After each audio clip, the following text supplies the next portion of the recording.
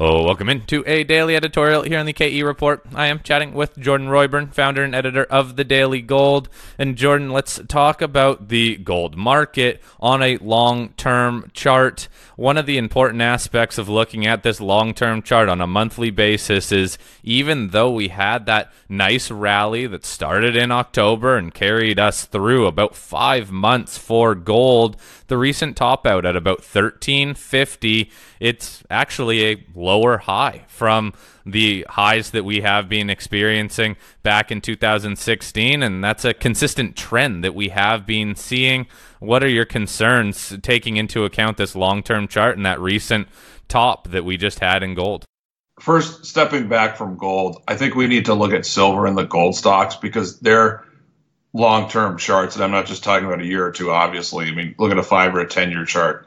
Those markets are still in long-term downtrends. I mean, it's quite obvious when we look at the lower highs. When we look at gold in a monthly chart, which I'm looking at right now, it's less obvious because it looks like it's been going sideways. However, I'm looking at, I think at the beginning of 2014, it got up to 1392. Then in 2016, 1377, then 1369 and 18, and then recently 1350, although minus 20 cents. Technically, it did not. I mean, it's fine to round it up, but if you're looking at the chart, and especially when we're taking into account what happened in February, I mean, it's a clear lower high, and so that and you can't really dispute that when you factor in, what's going on with silver and the gold stocks, as we said, which is more obvious, and so gold's failure to reach the 1360s is disappointing, honestly. And if you're a bull, I mean, which we all are in the big picture, we really need to see gold bottom out soon and rally back up to that, area of resistance in the 1360s and 1370s. That would be a lot better than if it just kept moving lower now, because I could draw a triangle from the 2017 or the December 2016 low, through the lows that we had in late 2018. And you could draw the top by taking the 2016 high and then you go through, I think, the 18 high and then the recent high. So you have a consolidation triangle there. And the support in that triangle is probably in the low 1200s. And if we see a convincing break below that, then it could get ugly for the gold market. Now, I'm not saying that's going to happen, but as investors, it's just important that, we have all scenarios in play. If, perhaps gold and gold does have the 200-day at 1252. It has good support from 1265 to 1280. And, the bullish scenario would be it bounces pretty hard at one of those support targets and rallies back up to, resistance in the 1360s, 1370s. So that's, what I'm looking at now. And of course, you have to pair that with fundamentals. And, we're looking for a rate cut to kickstart this bull market. And I know we're going to talk about the stock market, so we'll leave it there. But, if a rate cut if it doesn't look like it's going to happen over the next 12 or 18 months, then you don't have any bullish catalyst for precious metals, in my opinion. Now, one more comment regarding the formation in gold and this pennant formation. What if we get even more of a boring market? The gold price moves sideways, remain very much range bound, even in a tighter and tighter range. Beside the market just being boring, would this be encouraging to you or a negative? It really depends what would happen with silver and the gold stocks, honestly, because they're the ones who have led this long-term downtrend. And if they were showing a lot of relative strength and they looked like they had bottomed out, and that coincided with the Fed looking like it was going to cut rates. See, I'm bringing fundamentals into it.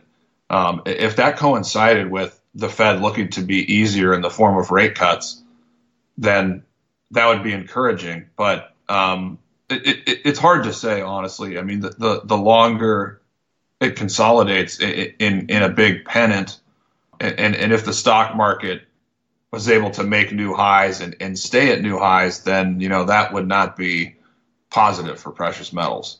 Well, I think you bring up a very good point, too, is that we need to watch silver and GDX, let's say, even more closely than what gold's doing, because gold has been, when you compare it to these other sectors or markets, it has been stronger than the underlying gold stocks and of silver, but that monthly silver chart sure is ugly in terms of the consecutive lower highs, and in terms of the lows, they've been mixed. They've been all over the map, but those lows, or that low back at the tail end of 2015 at 1362, and then the most recent low back at 1386 in November.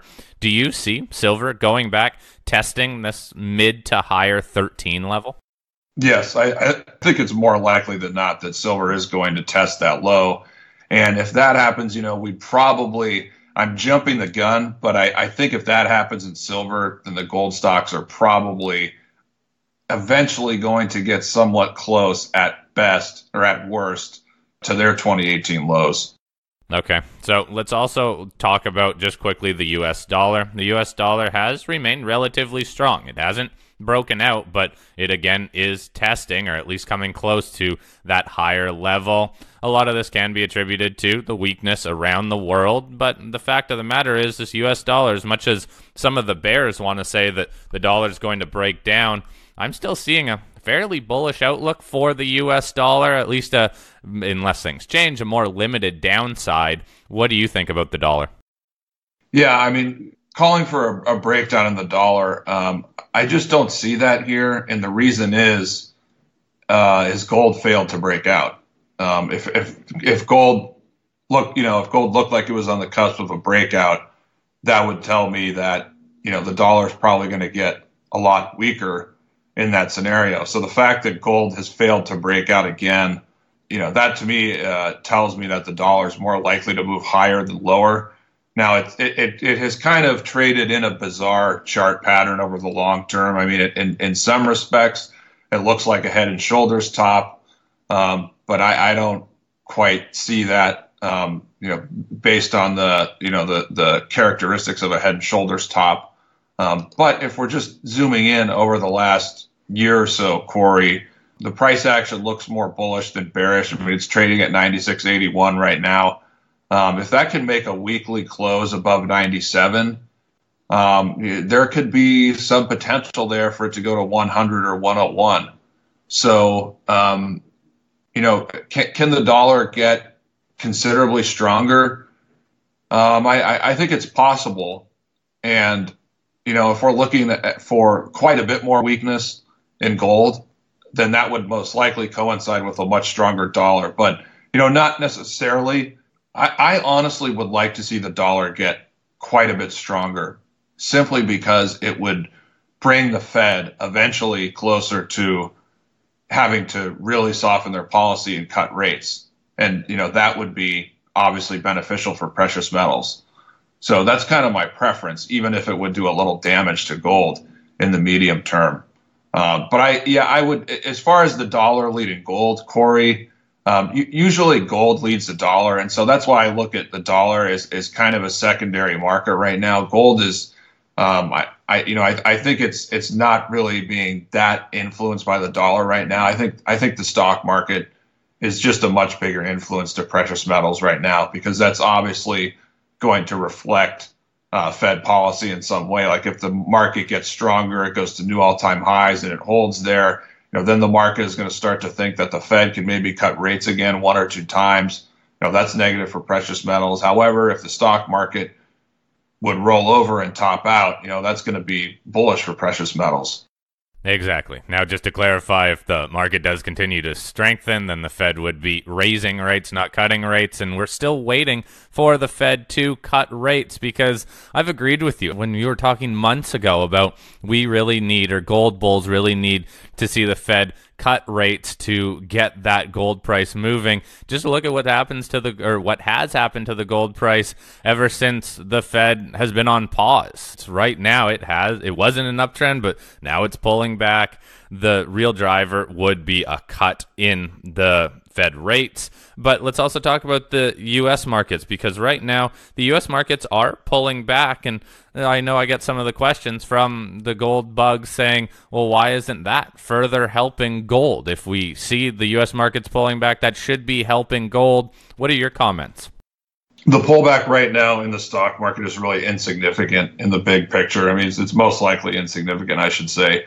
And the reason is, if we look at the advanced decline line, which of course is the best leading indicator for the stock market, the advanced decline line has made a new all-time high. So it's showing a positive divergence there.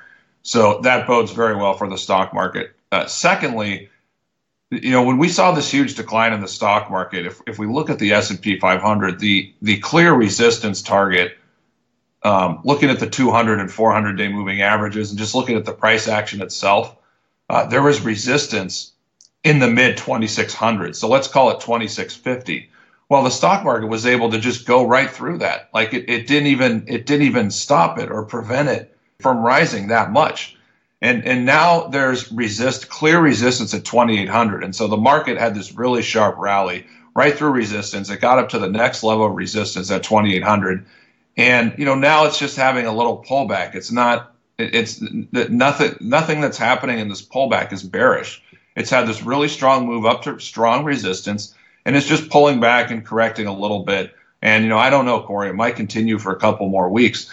But, when we look at the price action itself, how strong the rebound has been, then we look at the positive divergence in the advanced decline line, and we look at the fact that gold failed to break out, that all tells us that more likely than not, the S&P 500 in the stock market is going to continue higher again and probably retest its high at worst. At best, it's probably going to go through it and make new all-time highs. All right, and then that always just times with investor sentiment. And if investors are taking a more positive look on the U.S. markets, that's also going to make the Fed more hawkish, you would think, and that all holds gold back. Let's also talk about what has been going on in yields, especially long-term yields. We did see a pretty steep correction in terms of the 10-year that topped out at about 3.25, almost 3.25% back in October, but then has pulled back. Looks like to have found a bottom about 2.55. What do you think about long-term yields? Are they going to be in for a bit of a recovery here, a bit of a move higher? Yeah, that's most likely as well. And just looking at the price action, I'm looking at a bunch of different yields. Over the last couple months, it looks like they've grinded out a bottom. And so the short-term trend, at least, or the medium-term trend, is probably going to be higher. And, I'm looking at where these things bottomed, and it looks like they bottomed, right around the end of last year, the beginning of this year.